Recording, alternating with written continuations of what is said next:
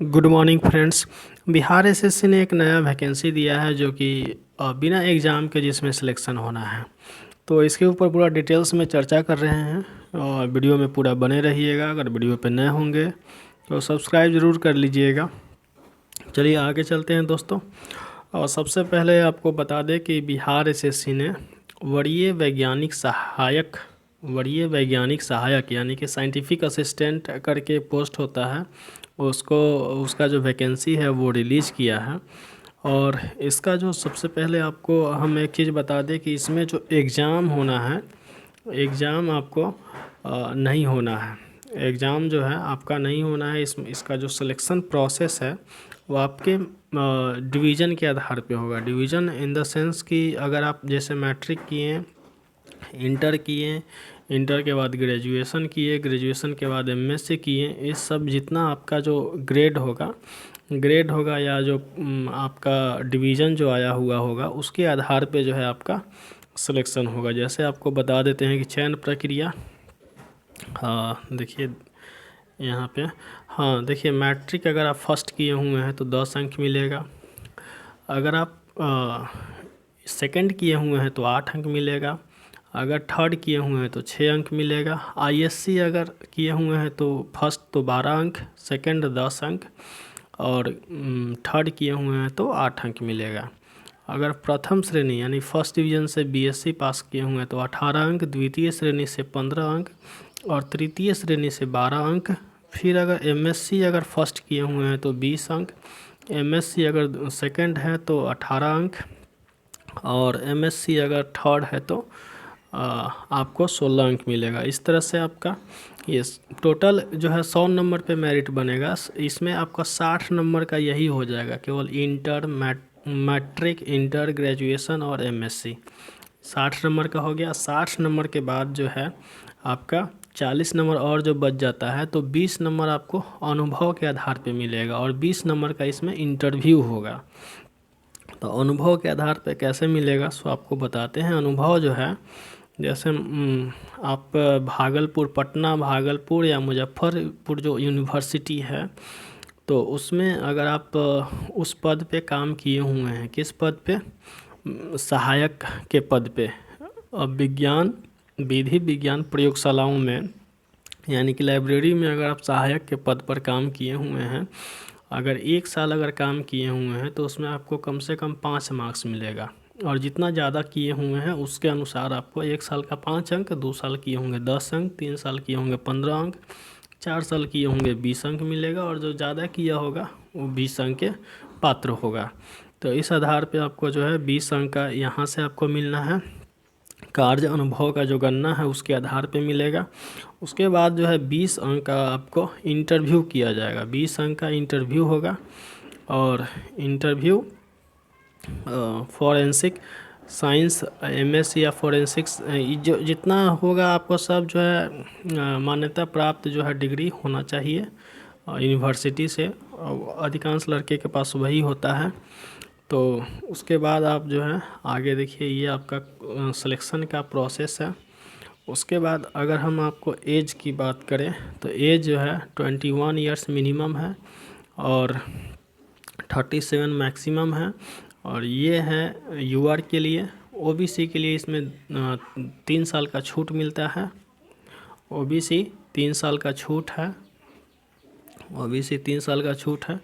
SC ST जो है, SC ST के लिए जो है 5 साल का छूट है। वो सारा प्रोसेस इसमें है। और दूसरा चीज़ कि आप जब फॉर्म भरिएगा तो आपका जितना आरक्षण वाला जो जैसे डिग्री होगा या कोई भी आपका डिग्री है, जैसे matric, inter, graduation, post graduation जो भी है, वो सारा डिग्री जो है फॉर्म भरने के पहले का होना चाहिए। यानी कि उसका डेट जो है, जैसे आप मान लेते हैं कि ईडब्ल्यूएस का कोई फॉर्म दे रहे हैं, ईडब्ल्यूएस का जो है उसमें जो है अटैच कर रहे हैं फॉर्म, ये अपना मार्क्स ईडब्ल्यूएस का अटैच कर रहे हैं। सॉरी, मार्क्स नहीं होता है उसका, फॉर्म, ये सर्टिफिकेट नंबर या सर्टिफिकेट दे रहे हैं। तो उसके लिए आपको उसके पहले का होना चाहिए, जो अप्लाई कर रहे हैं उसके पहले का, ये आरक्षण का जितना सारा लाभ अगर लेना है तो पहले का होना चाहिए। या अगर आप जैसे कोई भी सर्टिफिकेट दे रहे हैं, अपना एजुकेशनल क्वालिफ़िकेशन भी दे रहे हैं, तो वो भी आपको जो फॉर्म भर रहे हैं उसके पहले का होना चाहिए। तो ये सब चीज़ है दोस्तों। और आगे इसमें और एक दो चीज़ है।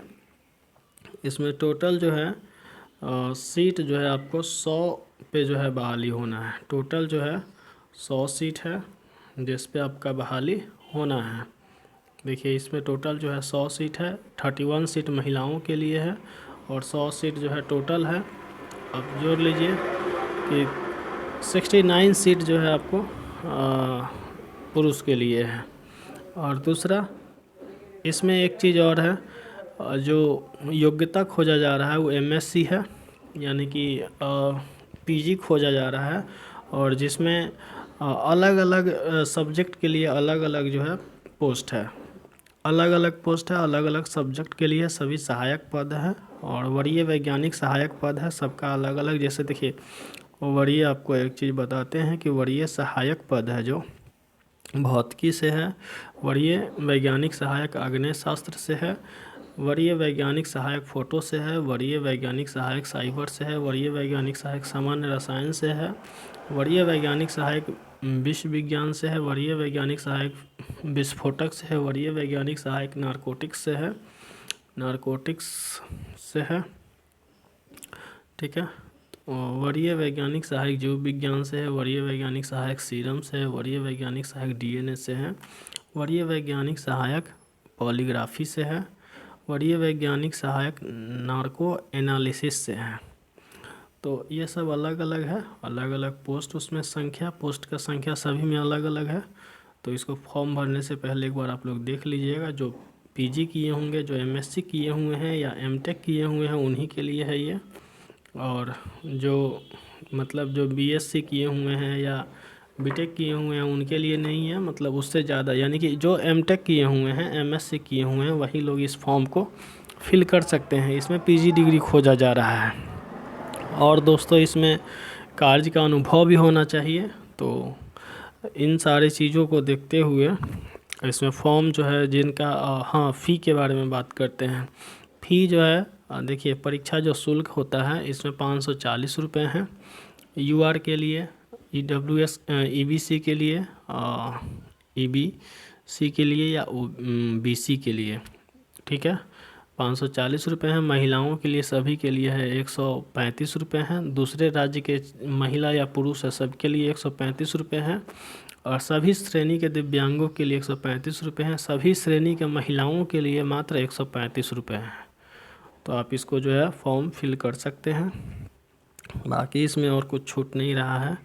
और अगर कुछ छूटे तो बोलिएगा, नीचे कमेंट कीजिएगा, हम जो है उस पर वीडियो बना सकते हैं। चलिए दोस्तों, धन्यवाद।